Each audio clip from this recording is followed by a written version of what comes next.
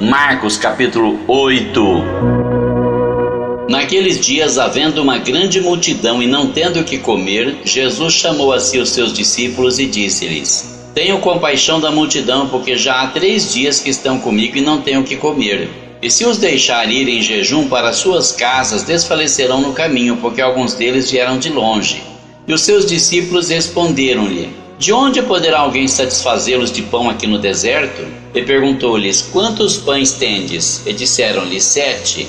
E ordenou à multidão que se assentasse no chão. E tomando 7 pães, e tendo dado graças, partiu-os e deu-os aos seus discípulos, para que os pusessem diante deles, e puseram-nos diante da multidão.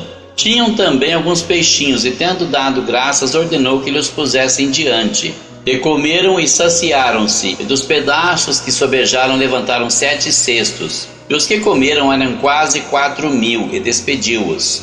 E entrando logo no barco com seus discípulos, foi para as partes de Dalmanuta. E saíram os fariseus e começaram a disputar com ele, pedindo-lhe para o tentarem um sinal do céu. E suspirando profundamente em seu espírito, disse: Por que pede esta geração um sinal? Em verdade vos digo que a essa geração não se dará sinal algum. E deixando-os, tornou a entrar no barco e foi para o outro lado. E eles se esqueceram de levar pão, e no barco não tinham consigo senão um pão. E ordenou-lhes, dizendo: Olhai, guardai-vos do fermento dos fariseus e do fermento de Herodes. E arrazoavam entre si, dizendo: É porque não temos pão. E Jesus, conhecendo isto, disse-lhes: Para que arrazoais que não tendes pão? Não considerastes nem compreendestes ainda? Tendes ainda o vosso coração endurecido? Tendo olhos não vedes, e tendo ouvidos não ouvis, e não vos lembrais? Quando partiu 5 pães entre os 5.000, quantas alcofas cheias de pedaços levantastes? Disseram-lhe 12. E quando partiu 7 entre os 4.000, quantos cestos cheios de pedaços levantastes? E disseram-lhe 7. E ele lhes disse: Como não entendeis ainda? E chegou a Betsaida, e trouxeram-lhe um cego, e rogaram-lhe que o tocasse. E tomando o cego pela mão, levou-o para fora da aldeia, e cuspindo-lhe nos olhos e impondo-lhe as mãos, perguntou-lhe se via alguma coisa. E levantando ele os olhos, disse: Vejo os homens, pois os vejo como árvores que andam.